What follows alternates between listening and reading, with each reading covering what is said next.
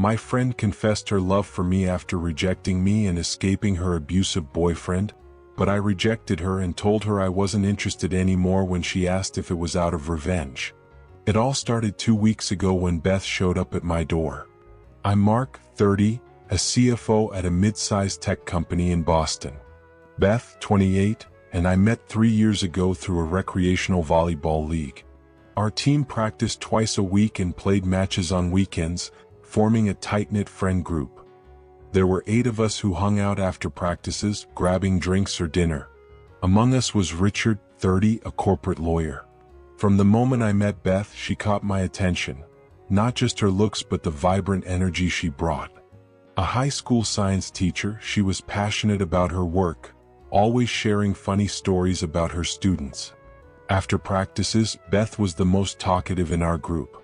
Richard was clearly interested in her too, always sitting next to her and walking her to her car. That first year, our group grew close, celebrating birthdays, helping each other move, even taking a weekend trip to Cape Cod. Over time, my initial attraction to Beth deepened. I found myself thinking about her during work meetings or grocery shopping. We texted regularly about random things, a funny dog she saw, a new restaurant, book or show recommendations. After about a year and a half, I decided to confess my feelings. It wasn't easy. The thought of risking our friendship kept me up at night. What if she said no? Would things get awkward? Would it affect our group? After practice one night, I asked Beth to grab coffee, just us two, at a cafe near the gym. I told her my feelings had grown beyond friendship and asked if she'd consider a real date.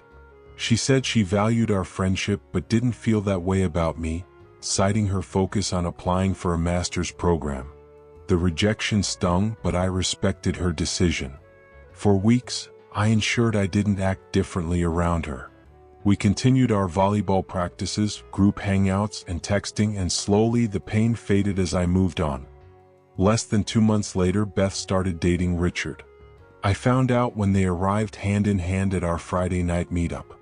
Everyone else congratulated them, but I felt uneasy after our talk. It wasn't just that she was with someone else. She'd said she wasn't ready for a relationship. Seeing them together made me realize her rejection wasn't about timing or priorities. She just wasn't interested in me. Something shifted. My feelings for Beth vanished, not out of anger but because mutual enthusiasm is essential for me romantically. Without it, my feelings had nowhere to go. Still, I stayed friends with both, genuinely wanting Beth to be happy. We kept up our volleyball practices, though I missed some due to work after a promotion. Beth and I continued texting, joking, and sharing stories. She even became close with my sister, Anna, who'd recently moved to Boston. They went shopping and had lunch every couple of weeks, which I was glad about since Anna needed friends. A few months ago, Beth and Richard broke up, shocking our group. They seemed perfect together. Richard stopped coming to meetups and Beth showed up less, quieter than usual. 3 weeks ago, Anna revealed the truth. Beth had shown her photos of bruises on her arms and back. Richard had been abusive, physically and emotionally, constantly criticizing her, checking her phone, and isolating her from friends. Richard, who joked with us and helped us move, had been hurting Beth behind closed doors. After this, Beth spent more time at my place with Anna, and we supported her without pushing. She seemed to improve, though I thought she needed professional help to process the trauma. 2 weeks ago, Beth came to my apartment. We opened a bottle of wine and chatted about trivial things. Netflix, volleyball season, the weather. My kitchen's small, barely room for two without bumping into each other. We were laughing when Beth leaned in and kissed me. It was brief. I pulled back, joking about the wine being stronger than expected. She laughed, blaming the alcohol, and left soon after, citing lesson plans. The next morning, Beth returned, eyes red, asking to talk. On my couch, she confessed she'd been in love with me for months and wanted the relationship we should have had. She explained that when Richard asked her out, she initially said no, but he persisted, sending flowers to her school, showing up with takeout, until she agreed. She felt pressured into the relationship and believed we'd have been together otherwise. I listened, feeling a mix of emotions I couldn't untangle. When she finished, I said that while I cared for her as a friend, I no longer had romantic feelings for her. The idea of dating her didn't excite me like it once did. Beth's face fell. She asked if I was rejecting her to get back at her for rejecting me years ago. I assured her it wasn't, though privately, I knew her initial rejection had changed how I saw her. My romantic feelings died when I realized they weren't mutual, and they never returned. It wasn't revenge, it was about needing mutual enthusiasm from the start. Beth left devastated. That night, Anna called, furious, insisting Beth was my perfect match and I was being petty and vengeful.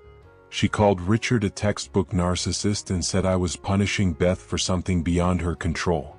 The next day, Beth texted, saying she needed time and space, suggesting we stop seeing each other entirely. This frustrated me.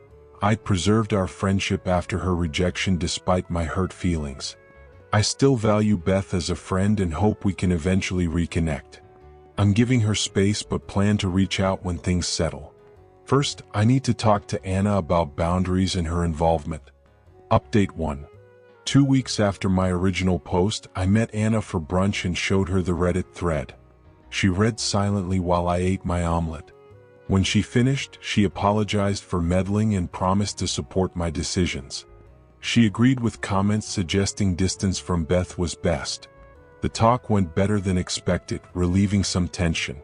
Following advice and my instincts, I kept my distance from Beth, not texting or calling, giving us both space to process. A week later, I attended a friend's housewarming in Cambridge. The place was packed, music blaring, everyone having fun. Around midnight, I left, exhausted from a long work week. At my building, the doorman said someone named Beth was waiting. Confused, I let her come up, wondering what was urgent enough for a midnight visit. Beth looked better than she had in months, eyes brighter, smiling widely. She hugged me, saying she missed me and wanted to hang out. She'd seen my Instagram story from the party, asked our mutual friend where I was, and came when she learned I'd left early. I'd been drinking at the party and continued with beers while talking to Beth. The conversation flowed like old times, catching up on the weeks apart. Somehow we ended up in my kitchen and Beth kissed me again. This time, influenced by alcohol and her familiar presence, I didn't stop her. Beth spent the night that I woke up first, head fuzzy from drinking, uncertain about what happened. I went to get coffee while Beth slept. When I returned, she was showering. I waited with the coffees, knowing we needed to talk. Beth spoke first, saying she understood I might think she was using me as a rebound post-Richard. But her feelings were genuine. She wanted a chance to prove we could work, that we were meant to be. I told her I was confused. Last night was nice, but it didn't change that I no longer felt the same. What I felt wasn't romantic love. She asked if she could change my mind. I suggested we needed a clean break to let our emotions settle, maybe revisiting later to restore our friendship. Continuing to see each other would only cause pain. Beth cried harder but agreed. She left after breakfast and lighter conversation. I paced my apartment, rattled by everything. Despite the physical intimacy, my feelings hadn't changed. I knew the clean break was right, though harder than I'd imagined. Sleeping with Beth was a mistake. Alcohol clouded my judgment, and I sent mixed signals when she needed clarity. The coffee wasn't a boyfriend gesture. It was just coffee before a tough talk. Beth needs time to heal from Richard's abuse, which leaves deep scars. Jumping into another relationship isn't best for her now. I'm 95% sure I have no romantic feelings for Beth. That night introduced slight doubt, but it's from physical connection, not emotional change. I'm sticking to the clean break for now. It's the kindest path forward. Update 2. A month since my last update, things with Beth haven't normalized. After she left post our night together, I enforced strict no contact. 2 days later, she texted asking to talk. I replied it wasn't a good idea and reiterated we needed space. She sent more messages. First understanding, then explaining how great we'd be together, finally saying I was making a mistake. I didn't respond and the messages stopped. I sadly accepted our friendship is likely over for good. It hurt, but it's necessary for us to move on and find happiness elsewhere. At work, I've been collaborating with Julia, a 29-year-old legal consultant, on a major acquisition for a year. She's brilliant, driven, with a sharp humor that makes tedious contract reviews bearable. I developed strong feelings for her but didn't act due to our professional relationship. Months ago, I asked her for coffee, but she declined, citing inappropriateness while working together. I respected her boundaries. 2 weeks ago, we closed the acquisition. The moment the company-wide email went out, I asked Julia to dinner to celebrate. She agreed instantly as if she'd been waiting too. Our first date was amazing. Conversation flowed from work to personal lives, interests, and goals. She'd mentioned me to her friends months ago, and I'd done the same. We laughed about the challenge of working together while attracted. The date ended with Julia at my apartment.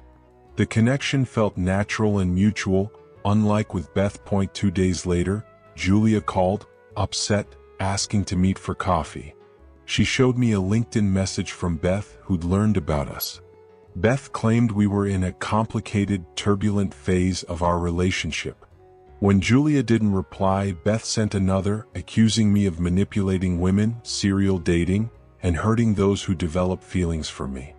Julia, understandably rattled, hesitated to continue our budding relationship to avoid drama. Desperate not to lose her over false claims, I explained my history with Beth, showing her my Reddit post, which she jokingly called case documentation. After reading, she agreed to keep seeing me, though the incident shook her trust. Beth's attempt to sabotage us infuriated me. I considered confronting her but held back. I'm not the vengeful type. Instead, Julia and I blocked Beth on all social media and communication channels. I called Anna, who was shocked by Beth's behavior and confirmed she'd cut contact with her. I deactivated most social media, keeping LinkedIn for work. Looking back, commenters warned Beth might be manipulative or unstable, and I dismissed them, blinded by our friendship. Now I see what they saw. If Beth contacts me again, I'll handle it with firm boundaries. Part of me wonders if Richard's abuse taught her unhealthy patterns. I'm angry but remember the kind, funny, passionate Beth from years ago and how much she's changed. Update 3. 3 months since my last update, things have settled. After Beth tried interfering with Julia, we didn't hear from her for a month. Then she started appearing where she knew I'd be: my office cafe at lunch, my gym, a restaurant with colleagues. I avoided interaction and left quickly each time, 5 instances total. I consulted a lawyer who advised sending Beth a formal no-contact letter, stating I wanted no communication and that further attempts or appearances would be considered harassment. 2 days after the letter, Beth emailed Julia and me, apologizing for her behavior, saying she'd started therapy to address the aftermath of Richard's abuse. She recognized her actions were inappropriate and promised to respect our boundaries. On my lawyer's advice, I didn't reply. Julia and I maintained no contact as the damage was too great to consider reconnecting. Anna briefly reconnected with Beth post-apology, meeting for coffee once, but ended the friendship, feeling it was disloyal to me and too complicated. Our volleyball group dissolved. Some friends sided with me, others with Beth, some distanced themselves from both. I miss those friendships but understand why it happened. Friendships evolve. Julia and I have been dating steadily, our relationship progressing naturally without complications beyond Beth. We're planning to move in together when my lease ends soon. Richard moved to Chicago for work. No one from our group stays in touch with him. Beth filed a police report documenting his abuse but didn't press charges. Reflecting, I've learned about setting clear boundaries and recognizing when a friendship is over. I hold no grudge against Beth but have no desire to reconnect, even as friends. Anna and I have grown closer. She's a trusted confidant, and her bond with Julia is strong.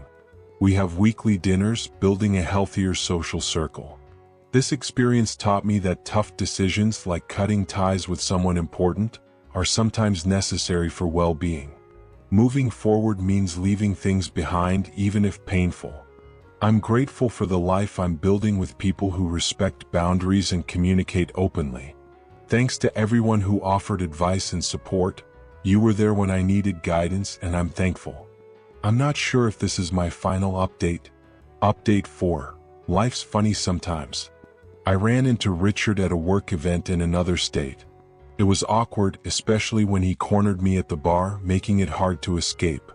But if I had, I wouldn't know his side of what happened with Beth. We chatted cordially until he asked about Beth and the group.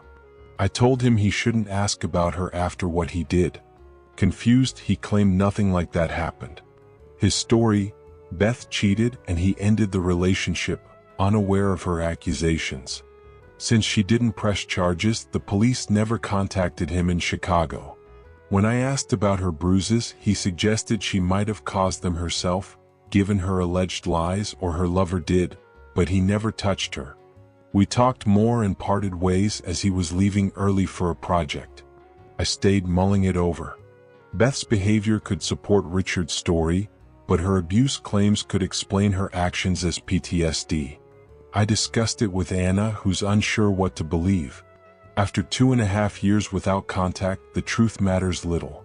Even if Richard's story were true, it wouldn't change my lack of romantic feelings for Beth or spark them knowing she cheated. It'd do the opposite. But this was too big a secret to keep from you who shared theories. While I'm here, a quick life update. Julia and I are nearing 3 years together, living together for almost 2. It's turned out better than I hoped.